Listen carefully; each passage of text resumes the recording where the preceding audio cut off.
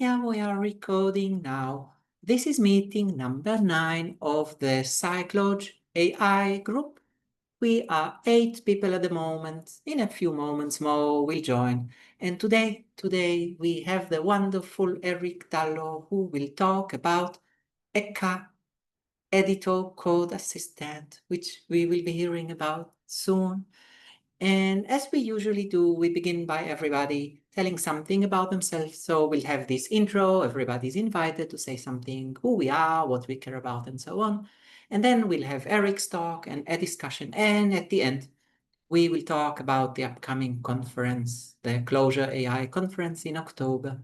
So yeah, let us begin. Maybe Omar, Omar, is it okay to ask you would say something about yourself? No problem. Yeah, my name's Omar. I've been doing Clojure since 2015. Um, I used Doom Emacs mainly, so I'm kind of interested in ECA because I like to keep things closer to the code editor. And he has a little, I think, GIF on this GitHub page that shows like basically looks like cloud code almost going on in a painted Emacs. So I'm really interested in see what this is about. I'm not feeling too well right now, so I'm not disinterested or anything. I'm just a little bit tired, and I might have to leave after Eric gives his talk. I'll try to stay on longer though, but that's basically it. Yeah, thank you so much. And yeah, in the last few days, Omar was teaching me so much about tooling, and I'm kind of very much influenced by what I learned from Omar. Yeah, and yeah, thank you for making it. And yeah, maybe Luigi, would you like to say something if you wish? Yes, sure. Can you hear me? Yeah. Okay, hi, this is Luigi. I've been doing Clojure for the last 3 years and something. And I've been, into functional programming and the likes for a long time. Currently, I'm helping a group of friends that are doing a training in data engineering, data analytics, I don't know how much data science. And I thought, well, I like Clojure. Maybe it's a good moment to join some scicloj meetup and see what springs, what ideas I can actually steal from this group. So we're not going to use Clojure for sure in the training, but maybe, who knows, I can showcase something and get some people interested. Yeah, who knows? Who knows? Yeah, thank you so much. Tom, would you like to say something? Hello, hello. Hello. This is my first time here. I've been with Clojure for a good while, but not professionally, and I'm not very proficient at it. And frankly, I've been away from it a little bit, and now I'm jumping back in. I followed Scicloj, and I've been really proud, exciting to see what you guys have been doing, but I haven't jumped in. But I'm real curious about ECA and how that can help. I think especially with a not very proficient coder, it may help me both learn and be able to move a little bit faster with it. So I'm looking forward to this. Yeah, thank you Actually, so I shouldn't much. say that. Actually, I'm a lawyer by trade, and I'm Mm. actually getting close to retiring, and maybe I can give up on law altogether and do Clojure all the time. Oh, fantastic. Yeah, thank you for joining us. Yeah, maybe about myself. I'm Daniel. My background is math and statistics and some geography, and I'm a community organizer at Scicloj together with Siavash and Ethan, and we're kind of collaborating on building this community. And oh, yeah, John is joining. Wonderful. Yeah, and these days I'm starting a new job at Endo. We work with biometric data, so I'll be doing some data science in Clojure in the coming months and forward. And yeah, maybe Ethan, would you like to say something about yourself? Right. Oh, My voice is a little shot, so I won't say much. yeah. Yeah, I've been kind of I work as a programmer, not in Clojure, unfortunately, but have been kind of in and around the Cyclones community for a while. Pretty interested in this group, which I've attended only a couple times just because so much is changing in the workforce and job around LLM and AI or whatever. And so it's a nice place to learn about what the new technical landscape is. Um, and that's often how I engage with Clojure as somebody who doesn't work with it at work, is as a place to learn and find it a good way in, often, even if I don't end up using it directly. Yeah, thank you so much. And by the way, Ethan has been involved so much in building this community, and a lot of what we do in our study group is kind of inspired by the early groups that Ethan has been running. And yeah, John, hello, John. Would you like to say something about yourself if you wish? Oh, Yeah, my maybe. name is John. I haven't done that much with Clojure. I think I've been to this meeting a couple of times. I guess my Yeah. general interest is in data analysis. The only thing I've done with Clojure is like I have a list of affirmations and it reads a small database, and that's kind of my hello world for languages. So I've kind of done that in Rust and Clojure, and I appreciate the elegance of Clojure done right, but I haven't gotten there yet. So thanks. Yeah, thank you so much. Yeah, and by the way, about Ethan, I should mention that Ethan will be giving a workshop in the coming Clojure Conch. So it will be this special workshop about data science with Clojure that Ethan will be teaching. And that is maybe a topic for another time. And yeah, hello, Siavash, would you like to say something? Hello everyone, I'm Siavash. I work in Clojure for 7 years, and currently I'm working on automatic data science project mixing large language model and logic programming, and also co-working with Daniel and other interesting people in the scicloj. So that's it for me. Yeah, thank you so much. Yeah, and Siavash is also involved in organizing those upcoming conferences that we'll talk about later. Yeah, maybe. Ovi, hello, thank you for joining. Thank you for making it. Hey guys, sorry I'm late. Yeah, glad to be here. Excited for Eric's presentation. Yeah, so about me, I'm Ovi. I've been doing software for a long time, Clojure for almost the last 5 years now. Doing a lot of voice AI related work with building real-time voice agents with Clojure, and working on a Clojure SaaS boilerplate for people that want to build businesses with Clojure, and it's called Ship Clojure. And yeah, very excited to see what Eric will present. I've been following ECA closely in the last period, so I've also played around with it myself and used it, and I'm actually curious to see how Eric will actually demonstrate it.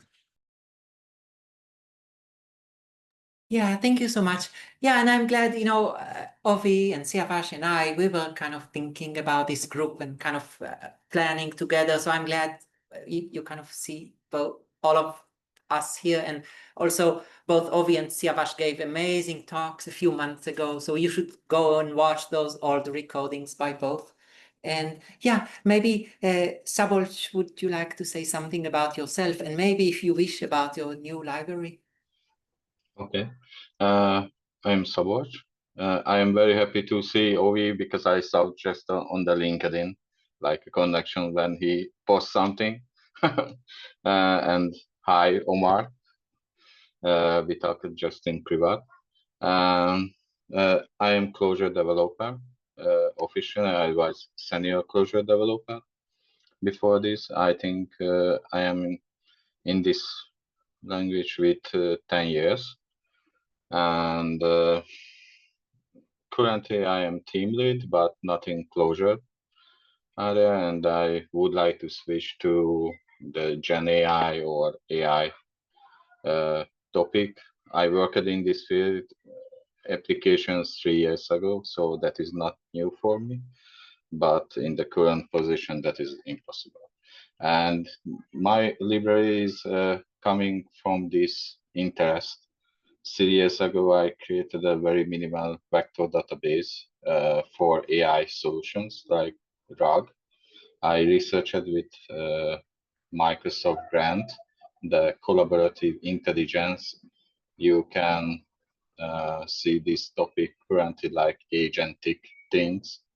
So everything coming from this, the current project too, I really subsidize that we can reach so effective a way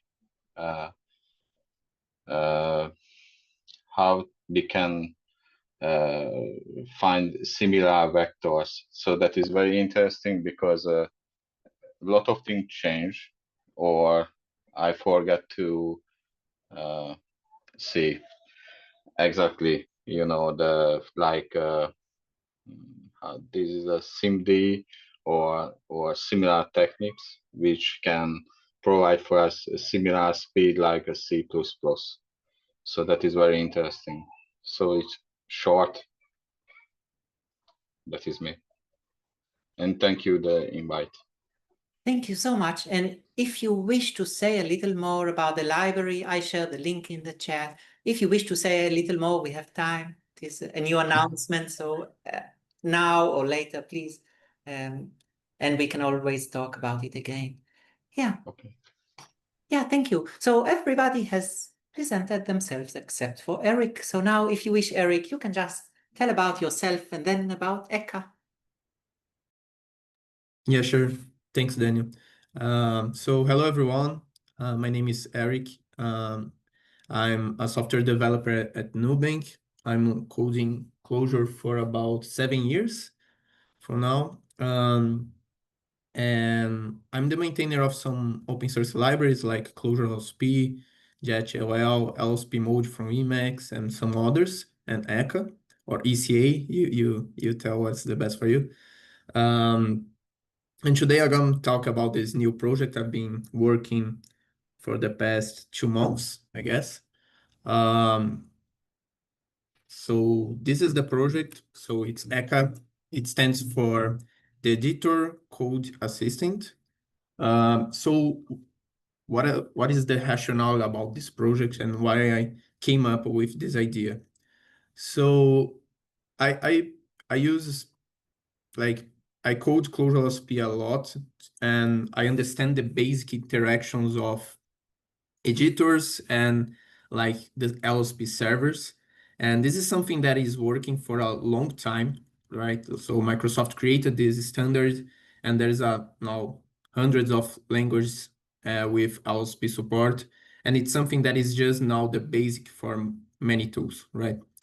So when I started to, so I use Emacs, a completely complex system like NixOS. So you see on my share screen. So I kind of found hard to see or to find how to use AI tools on my daily work. So I started researching what kind of tools you could use. And then I found multiple tools for VS Code, multiple tools for IntelliJ, minimal tools for Emacs or Vim. And then I realized that there is no standard. So there were other tools being created for terminals. So Cloud Code, Open Code, Crush, and some other tooling. But it's not the same thing as having on your editor, right? So there are advantages to have something on your editor. One, because you don't need to switch context or need to understand the different tooling that you work. And two, that the editor can provide a lot of context to this tool or plugin, so you can have like interactions with AI happening smoothly. So then I started to research and if there was some agnostic tool like an LSP, and I was kind of surprised that no one have thought about that. So I started to talk a lot of ChatGPT to like research and understand if that idea makes sense. And then I came up with this project, which is the ECA, which is like protocol or like a server for multiple clients or editors, Let me share my screen so I start to present the idea. So the idea of this talk, I intend to talk about this rationale, so the trade-offs and like why I choose Clojure, and then how you can getting started with ECA and show its features, the demo, how it works, because it was pretty like fascinating to understand this whole LLM magic happening, and it might be mind-blowing for you as well. And then the future of the project. Go on, Ethan. I just wanted to understand so I understand you were looking for a generalized protocol, and like LSP is a kind of generalized protocol for what would I guess my question is like, why couldn't LSP be the generalized protocol for this like Use it, right? backend or whatever? Yeah. Yeah. That's a good question I asked myself as well. The problem I see with that is the LSP specification is pretty good, but it's also you need some kind of standard or a protocol for things to work. So if you go to the protocol, you see that, let me try to check some of the features. There's a lot of features. So you have like go to definition, references, call hierarchy. You can like hover code lanes on inner code, a lot of this stuff, but none of them are, or a few of them are really useful for AI pair programming. So use some kind of LSP would be harder, and it would end up doing things like I do Clojure LSP, for example. Clojure LSP implement most of those features, if not all. But there are features that is not on the standard, but it's pretty a lot of it makes sense a lot for Clojure, right? So I started, the protocol allows you to extend the protocol and add custom specs, custom methods and requests and responses.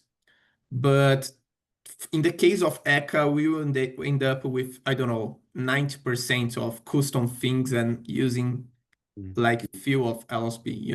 So Is that just because like what an LLM comes back with is so fundamentally diverse or like of a different nature than these specific I don't, protocols or I don't. So it's more related with the UX, like I see. protocol and check ECA, how you would fit like a chat interaction Right. with LSP, you Got it. just Okay. don't have that. You need to implement it all by yourself.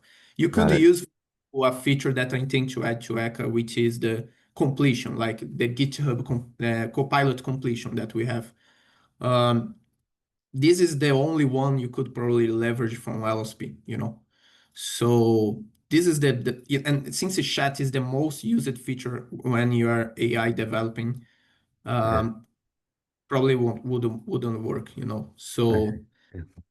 So but that's a good question, because at the same time I wanted the protocol. So I started to researching how can I fix like this kind of stuff. So this is a image I made that helped understand like what is ECA. ECA is like a server that runs and provides multiple features. So those are features that is like pretty similar to the methods from LSP. So we have like a lot of chat related methods and requests, completion and things like that. And then the editors could just spawn the server and communicate with it, and Echo could like communicate with the LLM and other features. So this is the base of Echo and how I decided to go with this approach.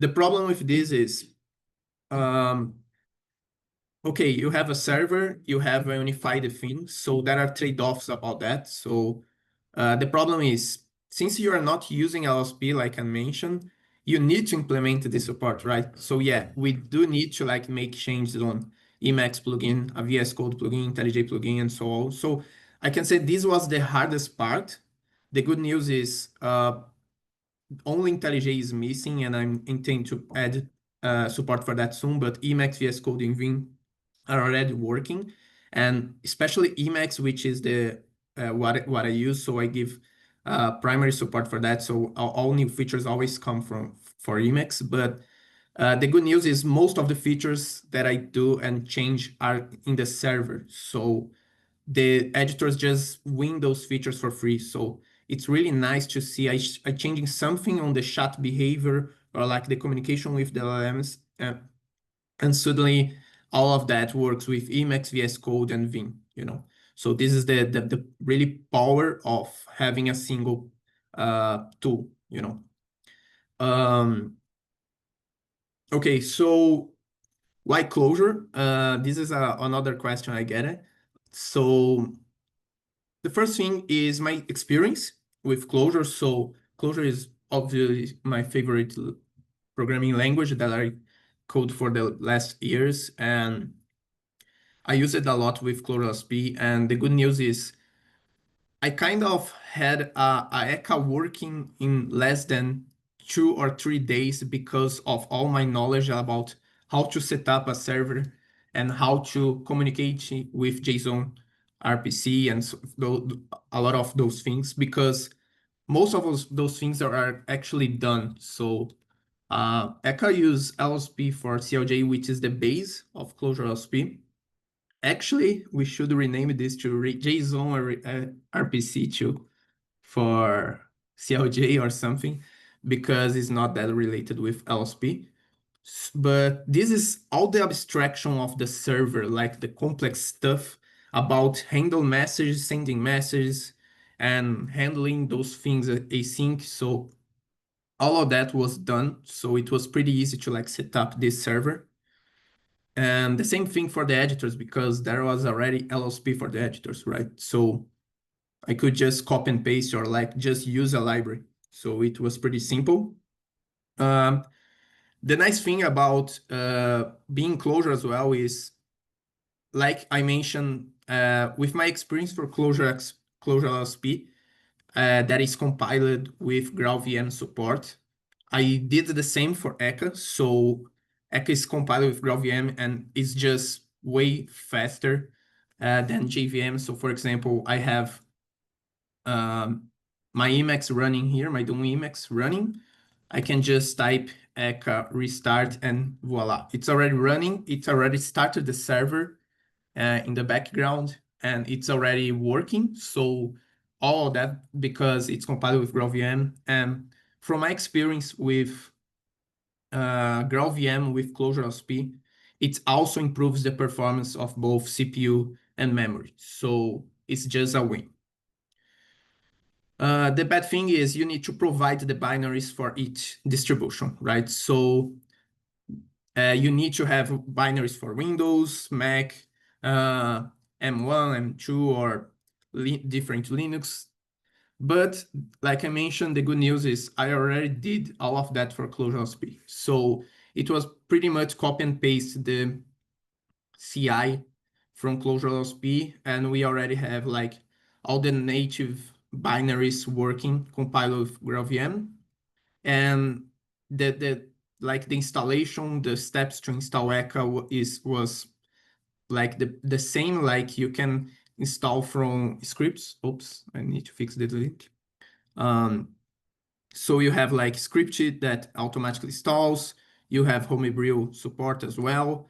But the main important part here is that plugins already handle that. It's pretty much like Calva. You don't need that. You don't need to know that Calva uses ClojureLSP, right? You don't know that under the hood it downloads ClojureLSP from the GitHub page and it starts automatically. So those plugins are doing the same thing. They just download the server and start. So for people that use, they mostly don't know that there is a server running among the editor, Also, it's easier to manage like complex stuff because it was already fixed in Clojure. So like async threads management, all of that. The other day I saw like open open code facing a lot of issues about async management regarding communication with LLMs. And that was just not a problem for ECA because it was just futures, like just async stuff happening in Clojure in JVM that was already fixed and it just works, So I feel like it's really easy to add new features to ECA or to refactor something because we know Clojure, it's something that we know. And for example, it's not hard to maintain those kind of things, So this is a plus for me. And the other point is I just ship faster with Clojure. I think it's a particular detail of mine. Like the repo just help us, right? So it's faster to like ship this kind of code. So the trade-offs about that is about ECA itself is it's mainly focused on editor, like the name suggests. So it's not like it's not something, for example, that I saw at least at Nubank and other companies like designers or product managers using AIs or like cloud or things like that to like build those things. It's not focused on that, although it's possible. It's focused on the developer, So like you want to develop something, you could choose some paths, right? So you could have like a agent behavior to just do the stuff and you just vibe code. Or you can just using pairing, like you doing the changes and asking to the LLM what is the best behavior and things like that. So you can just choose the approach you want, And the trade-off is it needs an external server also. So it's not something shipped in the editor. So this is a new variable you need to consider. But like I mentioned, it's pretty much solved with the plugins automatically downloading those things. Any questions about this part? Otherwise, I will start mention about how to install and showing the features. I have a question.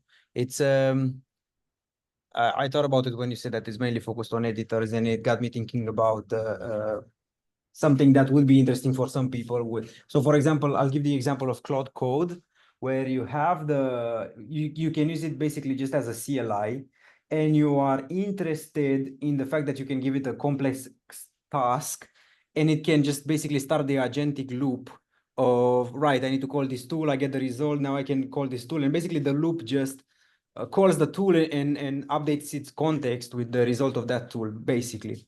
Do you think there is a possibility of implementing something like ECA CLI or something like that, which could be used as an, for example, I saw people that use things like that have this agentic loop in CI, for example, to, I don't know, review code or things. It's something that I started to think about with like async workers, that you basically overnight, they do some stuff, you get a PR, maybe it works, maybe it's not, but you have some free work you didn't have to coordinate.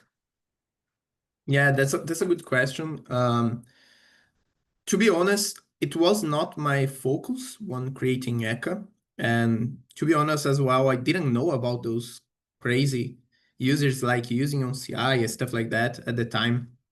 But nothing stops us from doing the same thing I did for ClojurOSP, which was ClojurOSP was built for editors, right? But then I added supported for CLI. So you can just run ClojurOSP on GitHub Actions and on your linked task or stuff like that. So ECA could behave the same, and it's actually on the plan of the future to check about this. For example, there is no blocker about having a ECA desktop or just ECA CLI, Actually, ECA is a CLI, so you can just run something. And the only thing is it only has server for now, but we could have like other features to like, I don't know, ECA chat and talk something and send a prompt, So this is possible. It's just not the main focus right now, but yeah, it's completely possible. Okay. I think I didn't know Clojure LSP can run ACI. That's awesome. I'm definitely gonna check that out. Basically, I think if you have that, then yeah. So does that mean it starts the server in CI, the LSP server in CI? Let me try to find the chat because Zoom is not helping here, but what is it?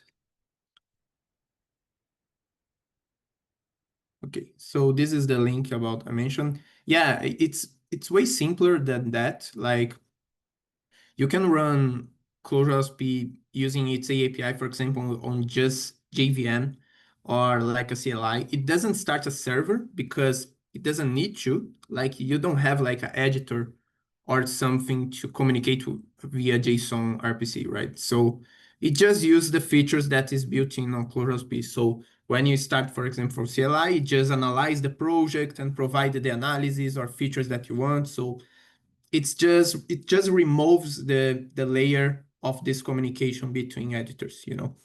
So for ECA would be the same thing, you know. So like I mentioned, it's not a priority, but it's completely possible to do this in the future.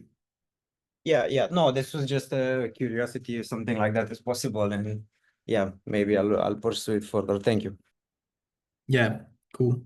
So okay, so I start to show like the features and maybe some demo, and then I can show how it works in Clojure, which you probably will like to see, and then the future of the project. So like I mentioned, there are plugins for each editor, so the getting started for that is the best way is just go to your plugin and install in your editor, because as soon as you start ECA, it will download the latest server version and manage all of that by itself. So for example, for Emacs, you have like ECA Emacs, which is on Melpa, and then you can just install like using straight or some other package you want. For VS Code, there is the plugin on the marketplace as well. And for Vim, it's being developed, but it's already possible as well to be used. So after that, you have like Echo running. You can like start to use the chat. So you can just type Echo or actually just type ECA and then it will start the server, it will download if necessary, and you have like the chat. All of that is pretty customizable, so like the window, the buffer, where it shows up, and things like that. And you see something like that, which is like a welcome message. All of that comes from the server, which is a nice thing. So for example, I have VS Code running here as well, and you can see it's pretty much the same UX. So you have like details about the MCPs, you have the welcome message, and like the prompt, which is pretty similar. So like I mentioned, the UX should be pretty similar across editors, and this is the main goal, okay? To avoid like work on the editors. So here's the prompt. You have like the prompt to type things. You can just complete like with Flash, pretty similar to Cloud and other tools. You have like the contexts, which are what it will be provided to the LLM. I will mention about that. And you have like options to change the model, the behavior, and things like that. So let's start with the features that it supports. So the first one is the behavior. So you have like two behaviors, which is the plan and agent. One thing to mention before that is, although the ECA development is proceeding pretty fast, I consider it like a new project, so things will break. It's good to mention that because I'm coding all the time on this project and I'm trying to avoid breaking chains, but sometimes those things happen, you know? So the behaviors is one of example of them. Like I added these two behaviors, but I feel like they are not ideal yet. Like maybe we should have like a manual behavior or something like that, because I want to include things like plan changes and don't change the files. Show the GIF to the user, but don't change the files and things like that. But besides that, all of that is working. It's just like the one knob or other. So the behavior is like how the LLM should behave regarding what to do with your prompt. Okay. So the thing about LLM tooling is everything lies on two things. Actually, it's one thing. It is the prompt that you send to LLM. So like the text and the tools that you provide. Okay. So when I'm sending a message, for example, like, hey, I'm sending this message to the LLM and I'm passing context. You are not seeing here, but there is context behind that ECA is like checking, oh, you are passing repo map, or for example, you are trying to pass shared or this shared file, which is from the ECA project itself. You are trying to pass, for example, I don't know, a README file or like a MCP resource from Clojure MCP, for example.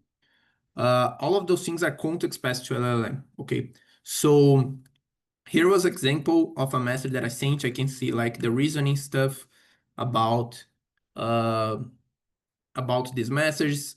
We can like send more messages. We can see the usage about how much this message costs, the last message, and like the total chat estimated cost.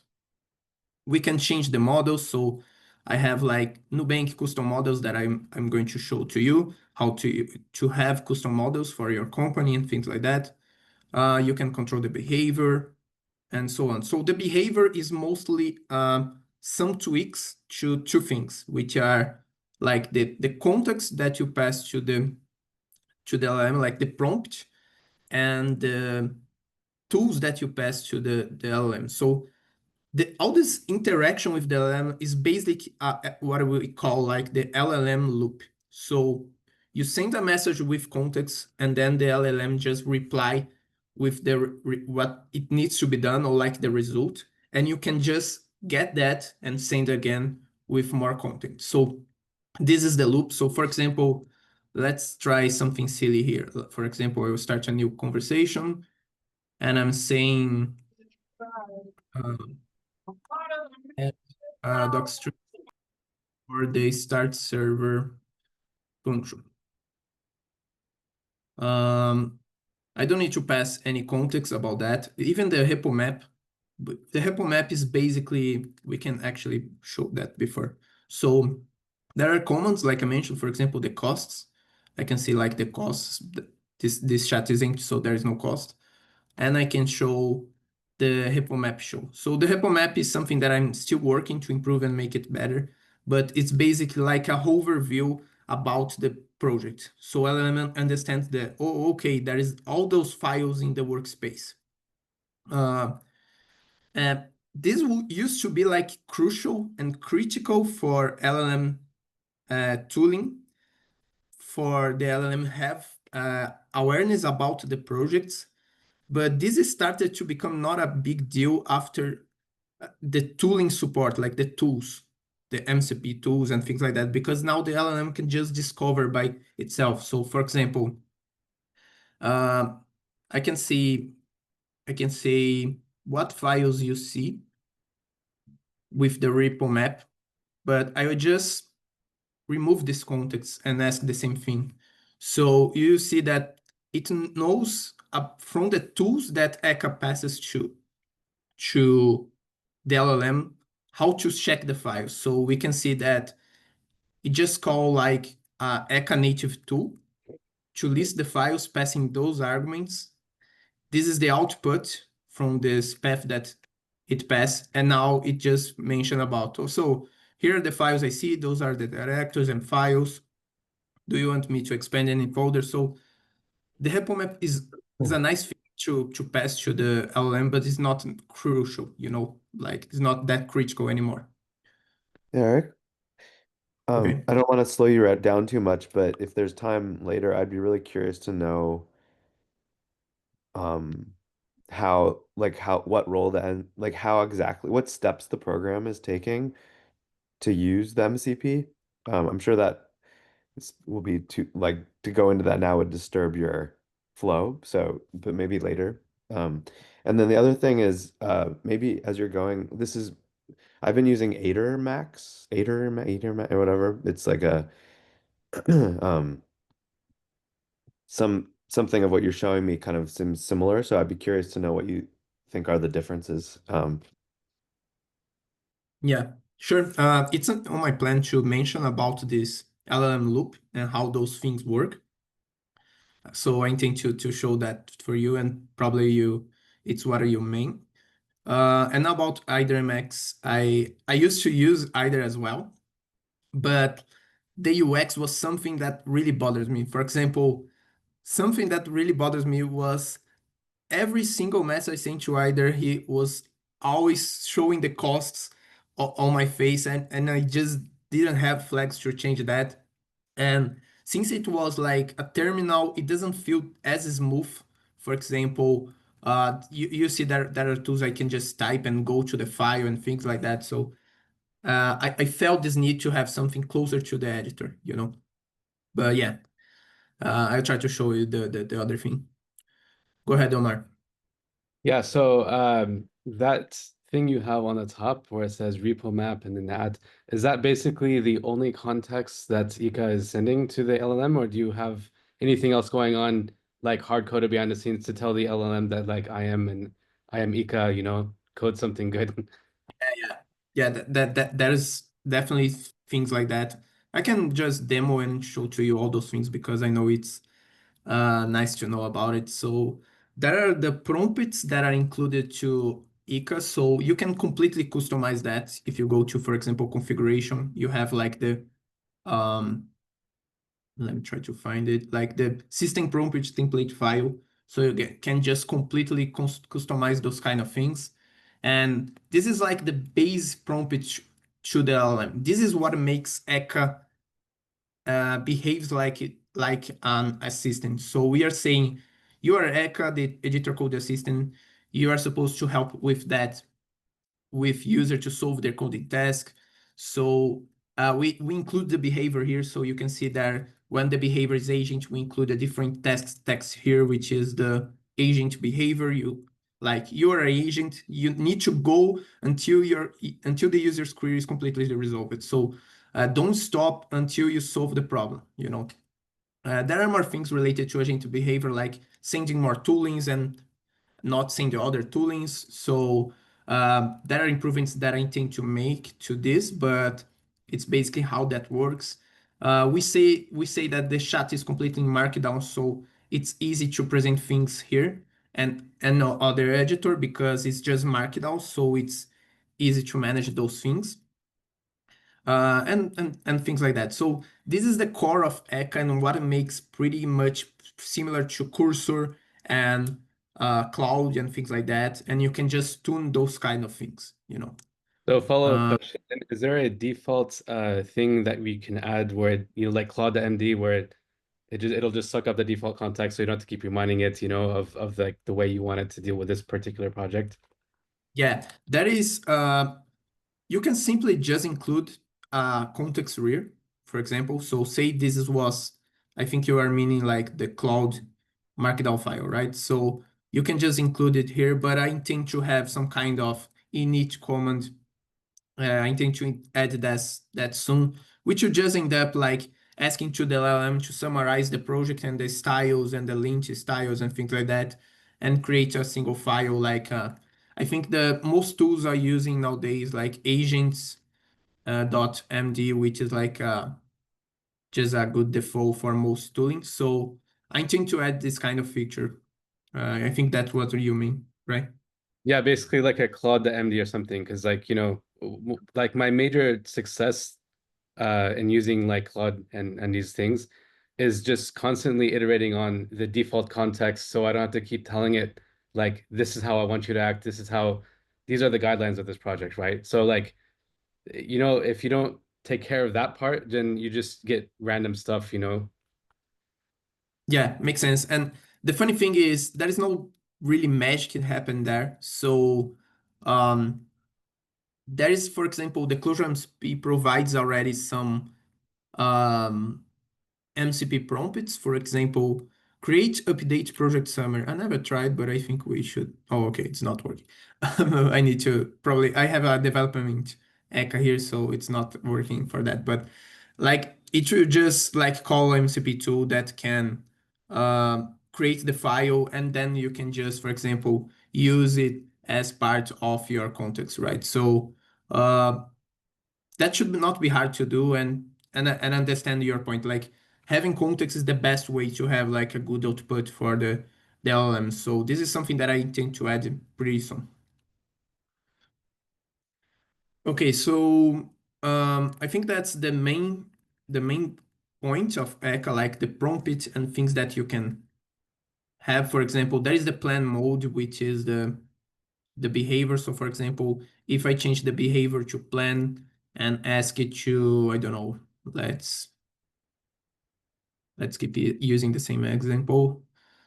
Add a doc string to start server function. So since it's in the plain mode, as you saw here, the plain mode is pretty much a prompt. We say that it should not call tools that make edits. I'm still improving this kind of stuff, but you see that instead of calling the ECA edit file, which is the native tools, actually is delegating to Clojure MCP right now. But in the end, you see that probably won't use like the change stuff. You just present to you like the plan or how it intends to change things. For now, it's just getting context about like the stuff. Eric, So yeah, maybe it makes sense to say something about what this is, even though probably many people know Clojure MCP. Just maybe some context will be helpful. What do you think? For sure. Thanks. So Clojure MCP, let's start with the MCP. Like MCP is like an option. Is like I like to say it's a bridge between the LLM and any other program or tool or API or whatever you have. So the MCP is just a way to make the LLM be aware about this program, tool, or API. So say we have like a GitHub API. You can have like the GitHub MCP, which will provide tooling, or what is tool for the LLM is like functions that the LLM can call, and I can show to you like how this works.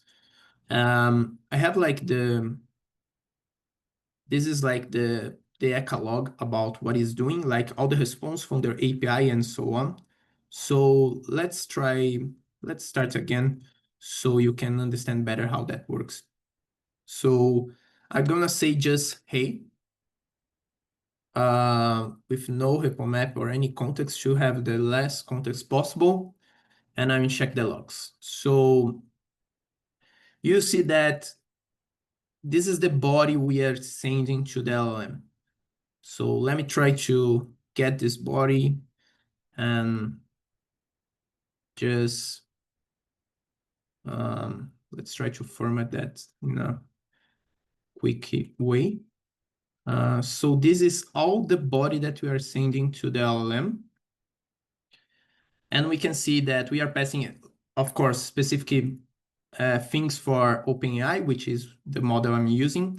But you can see that all models, basically most of the models support now tools, which are like things that the LLM can use so can have like the desired output. So for example, I'm passing here the toolings native from ECA. So directory tree is one of them. It's important to have a good description. Like this is mentioned that what this tool will do, like return the tree view of the directors, the parameters that the LLM should follow, like when you call this tool, say the path and things like that, and you can see like read file, write file, edit file, move file. So a lot of things related to file system. You have like the ECA shell command to run like bash scripts and things like that. You can see like the description is pretty complex, like to have a pretty good output and usage. And then this is the first tool that is not from ECA itself. It's like from MCP. So this is the core stuff of MCPs. It's like the toolings that this MCP can provide. So for example, let's try to find one from, I think Clojure MCP is not started, but Fetch is another MCP that's basically MCP that offers a tool to fetch a URL. So fetch some content from the web and just present to the LLM. So this is the tool. And what it does is, this is the description, etc. So when we are calling the LLM and passing all those tools, the LLM knows, it has the context that for some reason the prompt or like the output or like the reason it like the tooling that could use is available for the LLM. So if for some reason I ask, what is the content of this web page? It will know from the description of this tooling that this tool fetches URLs, so it will use this tool, okay? So along with the instructions like I mentioned about URL and etc. So this is like the core stuff about LLM interactions. And when this happens, then that's what I'm going to show you right now. Like, let's say, now I'm gonna deep dive about in the ECA code about how that works and like on how it works on cloud and other editors. When you say, for example, Maybe I'll stop you for a moment, sorry, just to say that we have half an hour till the official time. And I think we are stopping you sometimes, and maybe it makes sense to now let Eric talk, and we will kind of let you go continuously so you can conclude the parts you hoped to talk about, and then later we'll have a discussion if it makes sense. Yeah, yeah, sure. Thanks. Just let me know that it's like 5 minutes or so left.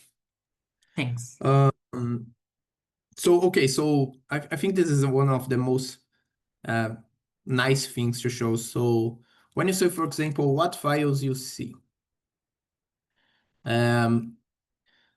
so we can see that, let's try to show the logs again. Actually, I will just start again because it will be a cleaner view. So let's start again and what files you see. Okay, so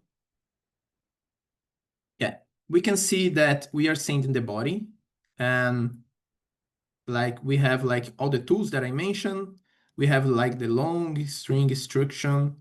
But this is the most important thing, like the input. So this for now is just a list of a single element which is this row user, and the content is what files you see. So this ECA keeps track of this whole conversation. So every time that you're typing a whole conversation is like context that is aggregating to the LLM. Okay, so why this is important? We can see that we had a send body, right? So we can see the response from LLM here, like is generating a lot of content in streaming, like I will take a quick look at the workspace to list, etc. So all this text is being streamed and we are adding to the UX. Then you can see that it happens some funny thing. Oh, I add some logs from development that I need to remove it. But we can see that it just finishes with, let me try to check it. Okay, so at some time it says, oh, I will do a function call. So I understood that you are trying to call a tool or I need to call a tool.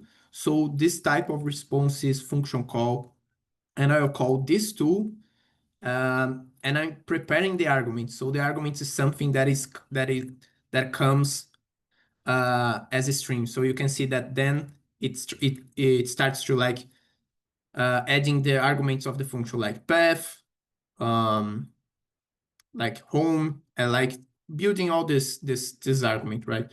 So in the end, it just marks as complete and say, okay, I'm done. This is the final response of my API. And the response is, let me try to check it here. Oh, you can see it's completed. This is about usage here. So, and this is the response. Where is it? It's pretty long. Let's try to find it. These are all the tools. I'll try to directory tree. Okay, here it is. So this is like mention, okay, this is a function call type of response, and I want to call this tool, and these are the IDs and so on, and these are all the arguments that I'm calling. So it's finishing like that. So when ECA receives this response, it knows it's a tool calling. So it should not be done to the user, right? We should call this tool, which is the directory tree, and provide back to LLM this response. So we can see from the logs that we call this tool, so calling to directory tree with these args, which is just implemented in ECA. So you can just check it. We have like all this tooling on ECA. So what is the directory tree? It's pretty simple, actually. It's just Slurp. It's just like using Babashka file system to like list recursively like the files with listed here, and like building a cool string. So Eric, can I ask something? yeah, go ahead.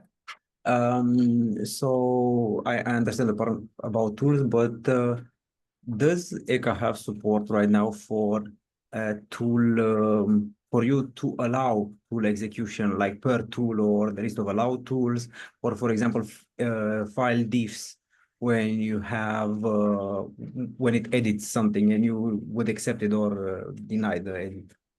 Yeah, that's a really good question. And yes, there is the configuration, like there's a multiple ways to configure ECA via JSON, via envs, and so on. So pretty similar to Clojure-ai in this aspect. And yes, you can like say what tools should be manual approved. So let's try something here, like add a doc string to directory tree again.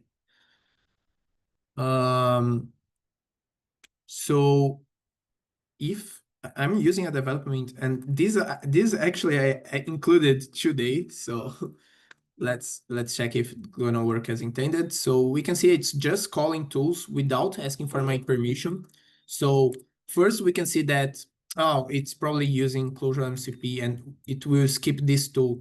So what I'm gonna do here is I'm gonna disable Clojure-ai-MCP. So stop.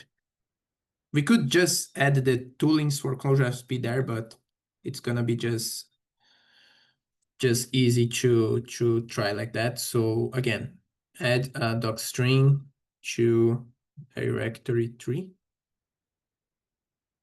function.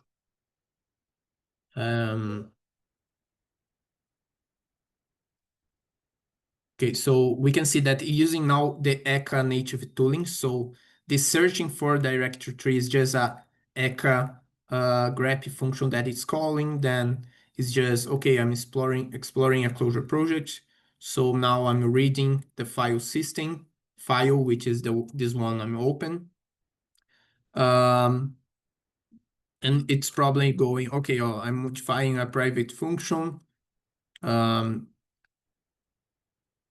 So it's thinking. It's thinking and thinking. Okay, so, and now it's like okay, I have a clear vision about everything and just change this file. So we can see that editing the file, it's actually like preparing the tool call, and that's it. I need to accept or reject this change.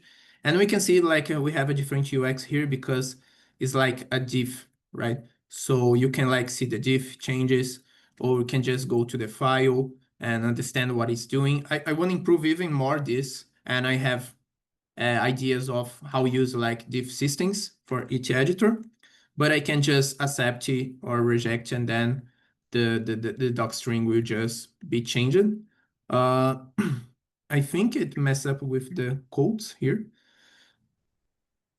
Yeah. And the follow-up question here, is this only available for the native ECA tools, or is this something that is available for all MCPs that expose tools that edit files? For example, for Clojure MCP, I would love to have a diff, which you don't have, even with Claude or other agentic chat agents. It just, you basically just allow it and you use Git as your diff. But I'm curious if that is even something that's possible. Yeah, it's possible because in the end, those are just tool names, right? So um, when I'm starting the MCPs, you can see like the ECA names for each tool, and the same thing for Clojure MCP. So you can just type here like I don't know, Clojure edit file. I don't remember the name, but that should, for example, Clojure edit. I think that's name, right? So you can just add those file change things to here, and it should just work, you know. That's cool. That's actually something that is not in other agentic loops like OpenCode. OpenCode I don't know, but Cloud Code I definitely know it doesn't do that. It has a beautiful diff for its own native edit, but if it uses tools from other things, it doesn't have the diff. I didn't know about that, but good to know because it's pretty similar to ECA's, because ECA is just an MCP built-in, you know, like it's just providing tooling and stuff like that. So it should handle the same, you know. But yeah, so coming back to the agent behavior, like, okay, so we had like the response, we call the tool, right? So we call like the tree with the args, we get the result, which is like, oh, those are all the contacts about the file and things like that.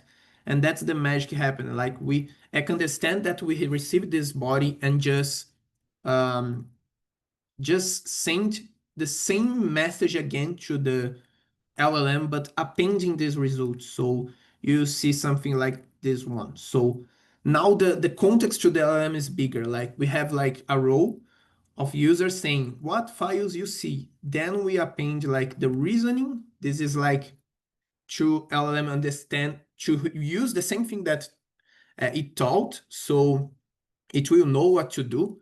And then we append like a system message, because if we go back, oh, I think I lost the context, right? Yeah, but it just append, I will take a quick look at the workspace to list the files and so on. And then this is like the thing, like we are appending that it had a function call because were asked to list the director, and then we append like the function call output. So this is the output. Okay, so when the LLM receives that, it knows that it needs to process again all these contexts and understand if it should call another tool or just finish with something. So this is the agentic behavior, which makes possible to like iterate for hours with the LLM. You know, you can have contexts and things like you should not end or respond to me until this is finished and things like that. And then the LLM just iterate over those kind of things. I think the agentic behavior on Elka is not ideal yet. It's something that I'm still working. But for AI coding development, like reviewing code or like doing change and things like that, that needs to like plan, it's working a lot. So I can say that I'm developing ECA using ECA itself to develop a lot of parts of that. So this is really nice. So there are more features that I can show to you. I don't know if we have time. But for example, that is the comments. So like I mentioned, we have like built-in comments, and there is a lot of comments that I intend to add.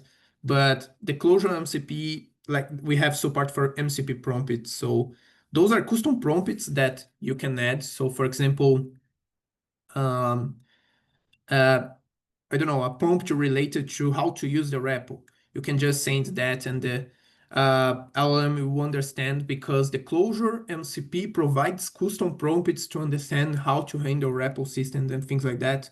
You can create custom prompts. So for example, if you have, I don't know if I still have that. So for example, if you go to your ECA config, you can have like a commands folder where you can, for example,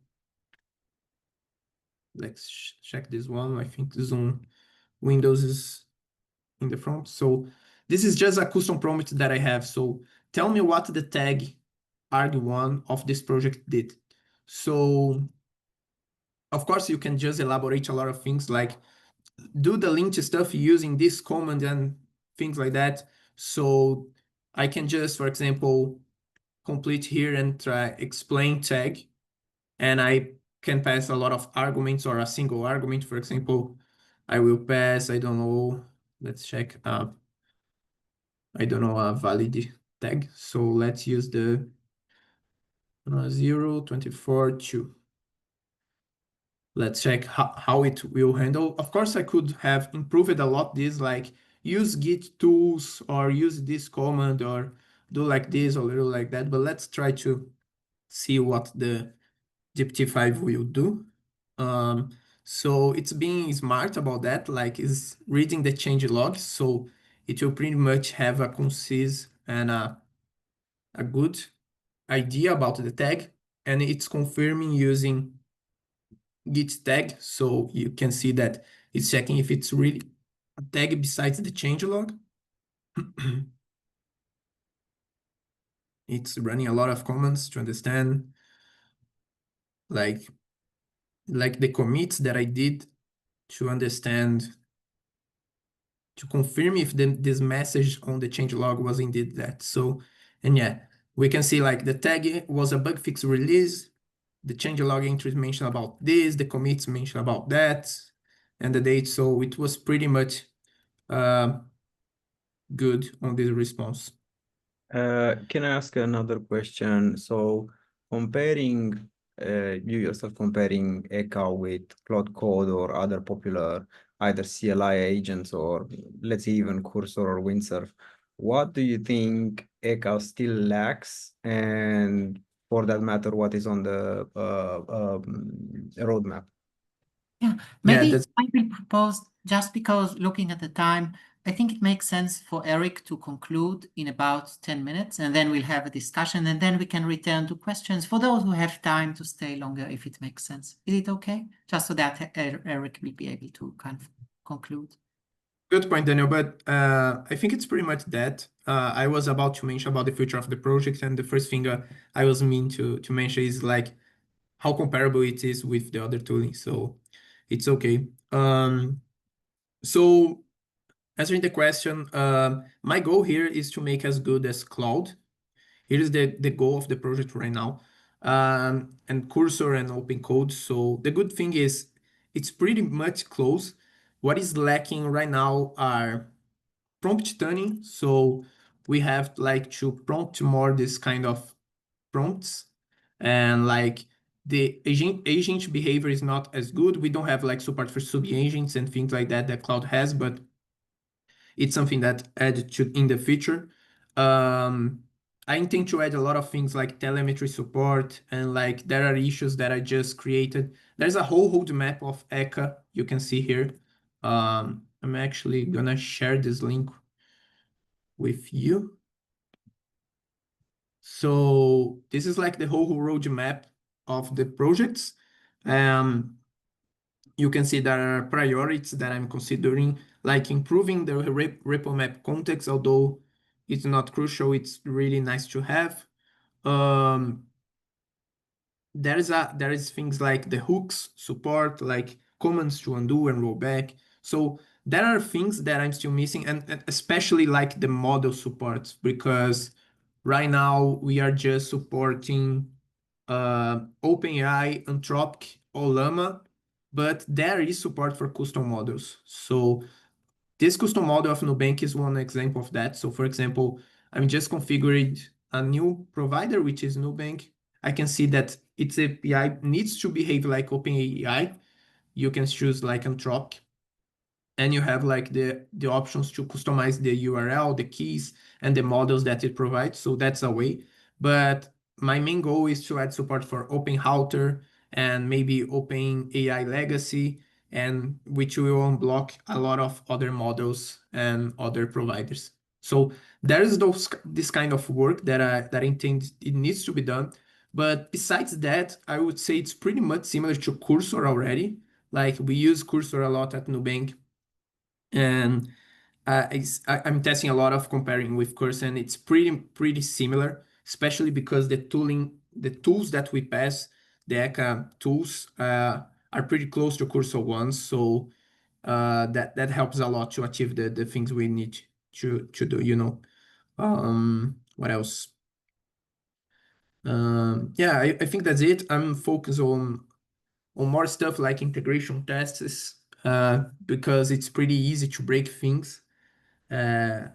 Because it's hard to mock LLM responses because they respond pretty different, like with streamings and things like that. But I found a way to have that pretty similar to how I did to ClojureLSP, like a Babashka process running and testing the server.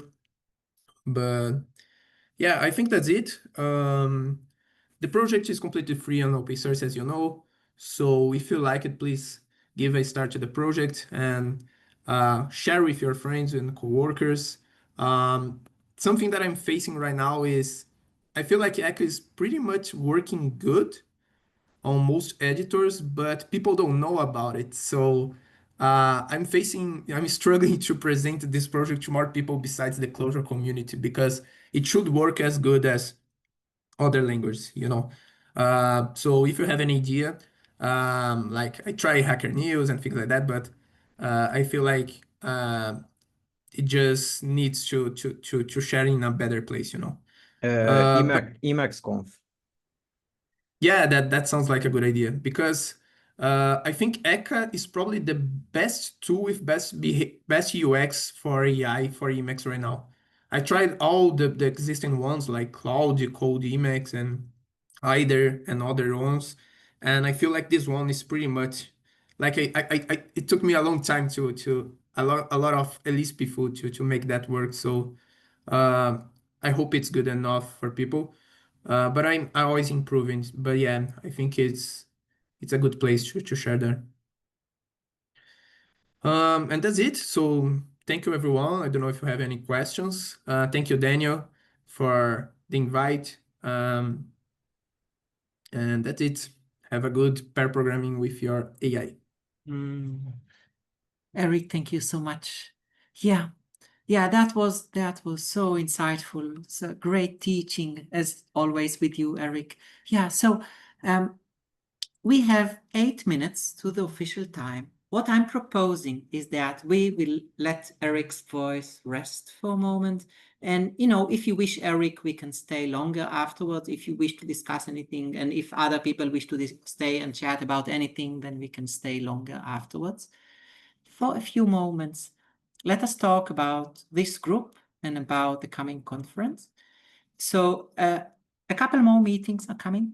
In the coming Saturday, we will have about the DataScript MCP server, and the following Saturday, it is not announced yet, but we'll have another meetup about building agents, and we'll just share the details over the chat. And then the conference is in October. It is the Macro Expand Deep, which is about AI in Clojure, which means, composing language models with Clojure or using them to write Clojure and so on. So all the diverse topics we talk about all the time. And I hope everybody here will propose talks for the conference.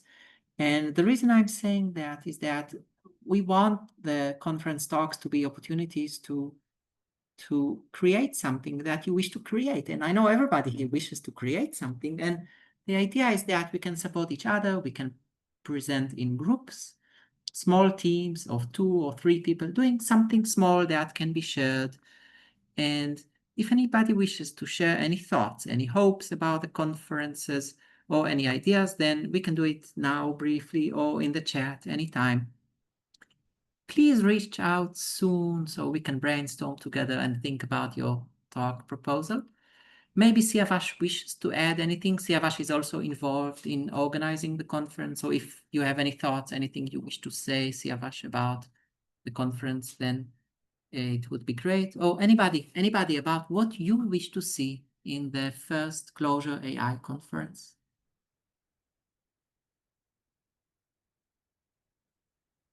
Right? So it can be not only talks, but panel discussions or other kinds of sessions that you think we should have in the conference. So if there are any topics you wish to see happening, that you wish to propose, or that you hope to see other proposing, or any other thought like that, it would be helpful for us to plan.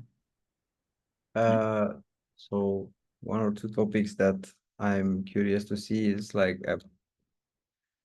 I've been doing a lot of agentic stuff lately, and the things that I'm curious about with Clojure is, first of all, is efficient and seamless Python interop from Clojure, because there are points when you need that. And the second one, it just slipped my mind. Yeah, I'm curious what people build. Evals. If somebody has something on evals, I was actually gonna tell to you, Eric, about, because you said it's hard to mock AIs, and especially is this idea where, let's say you have a scenario which requires some security. Let's say I'm building an agent for banks, right? That's relevant for you.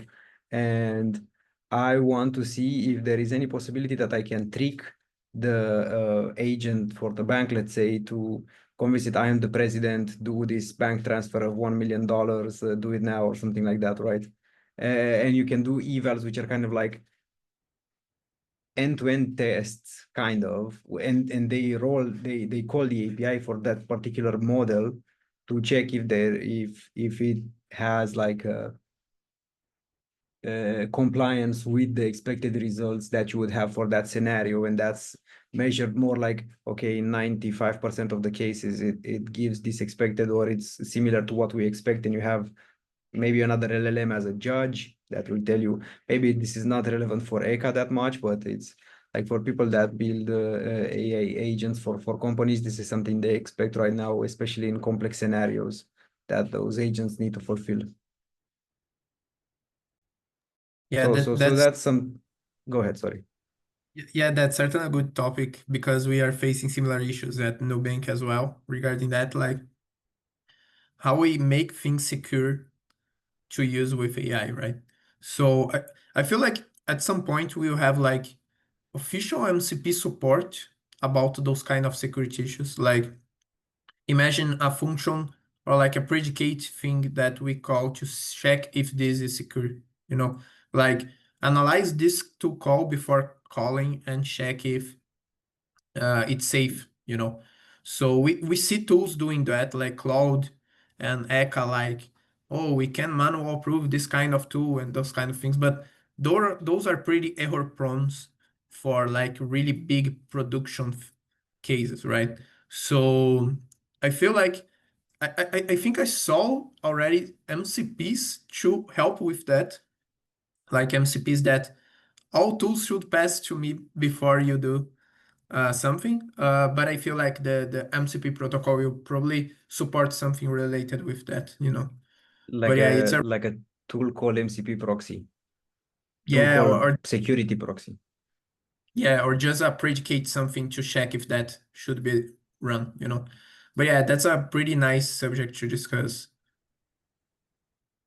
Yeah, because especially, and I went to talks about how your evals should run, what you should test in your evals. And it's like nobody actually shows you some concrete evals. I want to see like 2 of them. Show me some code, please, of how you implement them, how you roll them in CI, because I need them for myself. And I've done like some basic tests, but then it's also like checking the results and like checking how accurate they are and things like that. And especially what you said about security in tool calls and things like that. I think another thing is like you need to give access to the AI to particular data. Like let's say I saw now a thing with the Signal, the messaging app, and they were very hesitant to add AI support, but people want AI support, for example, to summarize messages and things like that, and they are very hesitant because, well, yeah, but that gives it access to all of your messages, and it's not the most secure thing. It's a black box, so it's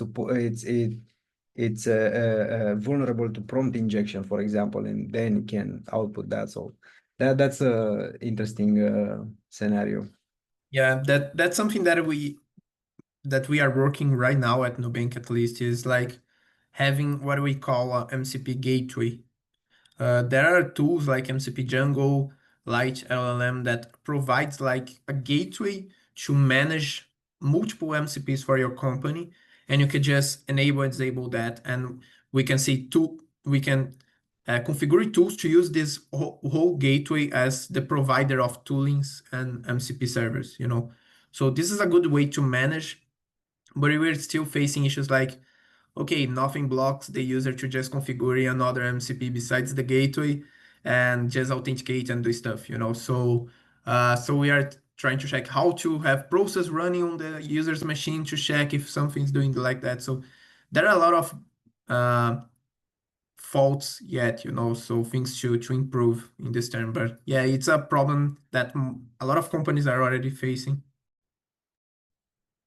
I will stop you for a moment because we are getting around the official time and some people may need to leave. And so does anybody have any brief comment or idea before we dive into the discussion for those who can stay longer? Any more thoughts about the conferences, about future topics we wish to discuss by anybody? This isn't really specific to Clojure, I suppose, but I'm at a company where like we haven't yet had much occasion to use AI outside of like in any terms of product, just in the way in which it assists our development. But it's already clear to me there's just, with MCP servers and mention of like vector databases and like there's like a whole new set of technologies that are about instrument, sort of deploying and putting into systems these LLMs, instrumenting them, generally speaking. And this meeting has been one place where I've like learned about those, like RAG. Here there was, talk about MCP servers and stuff.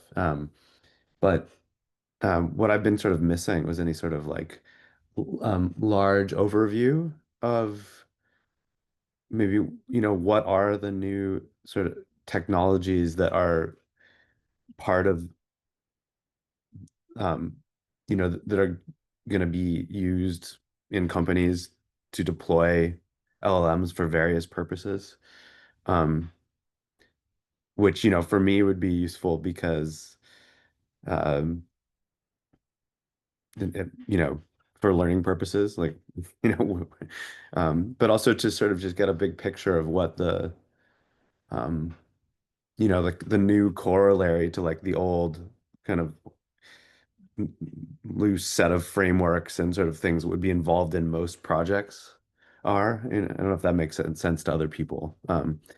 I'm forming a picture of it myself, but I've never really seen it described in that general high level way. Yeah, we'll look for a good speaker for that. That's great. Yeah. Yeah, I think we are a little over the official time. Yeah, thank you so much for this, Ethan. So Eric, maybe you wish to conclude this part and say some concluding words before we go about the discussion for those who can stay longer. Yeah, sure. So I think that what I'm presented here is pretty new. What I'm trying to seek here is like more people using feedback, and contributions are really welcome. So if you like, share with more people, give feedbacks about the tool. I want to make it as mature and as good as Clojure-ai is nowadays. So thank you very much, everyone, for the feedback and questions. Thank you, Daniel, for the invite, and see you soon.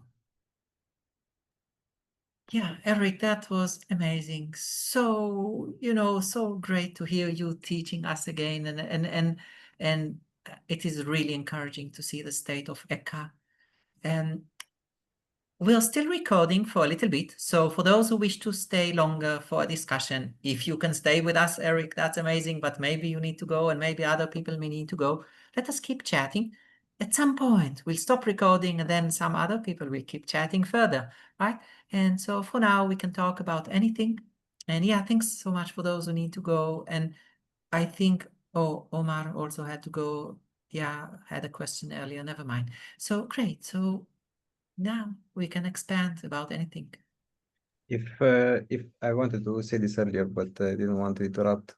When you said it's the best experience for Emacs, I think I agree, because I use like a lot of them, like almost all of the Emacs agentic tools, like pure GPTel. I even made my own using GPTel as a sidebar thing with MCP stuff.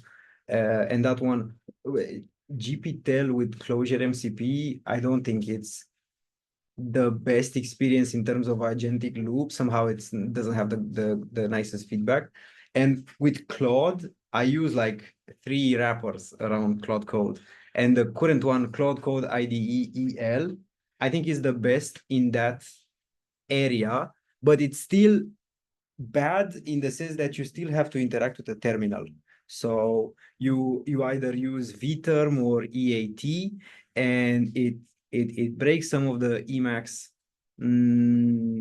primitives that you kind of expect with like copy pasting code and your key bindings and things like that, and you have to send it now.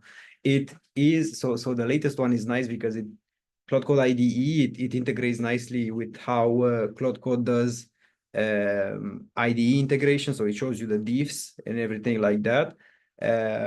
But you still interact with the terminal when you go to that window, and that has its limitations that you don't have with ECA. Currently, to be honest, so what I'm doing is because I'm on the subscription for Claude, I use that until I hit my limits, and then I switch to ECA. And that's basically how I do it for GPT-5. It's purely, I would say, economic. If Anthropic released some sort of like a OAuth 2 authentication system that you could use external clients, I would fully switch to ECA then. Yeah, actually, I'm working on this. Open Code already has support for the OAuth authentication, and Does Anthropic allow different clients than their desktop and Cloud Code? that's the tricky part. Like it mimics like it's Cloud Code CLI, official, and I don't know if Anthropic will support that for a long time, but it works, and it's not easy to avoid this, because Cloud Code CLI is just another tool. It's hard to like make something special only for them. It will need like special like that, and so I don't know if that will long, but it's something that I think to add support indeed. And yeah, I completely agree with all you mentioned about the user experience of these other tools. But yeah, I think I'm pretty happy on how it's evolving the project. Like I didn't expect to evolve this fast and be as close as the other editors. So thank you for the feedback. Yeah, no problem. I'll continue to give feedback, and if I find more issues, I'll report them. It's one of the things where like I'm hoping like to get involved, but like my time doesn't really allow it. But if I find something like, this is a small little thing I can contribute, I'll definitely open another PR. Yeah, sure.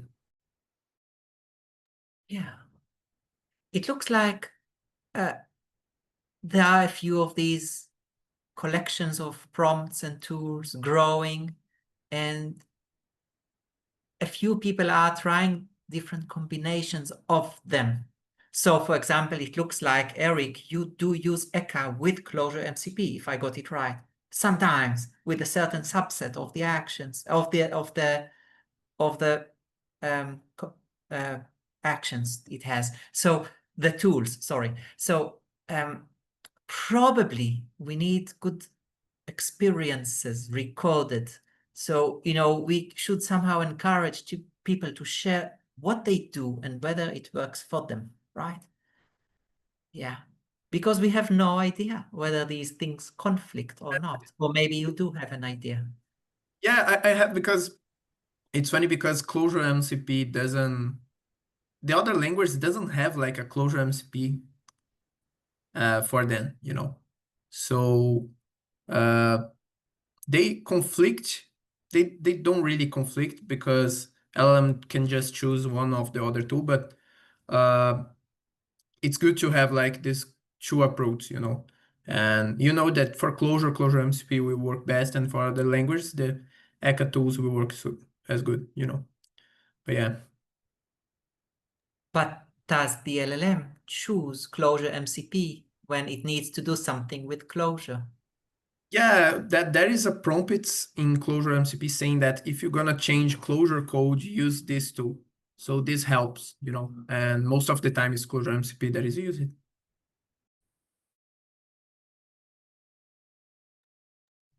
But yeah, I have to drop as well. But thank you very much, folks. Amazing, Eric.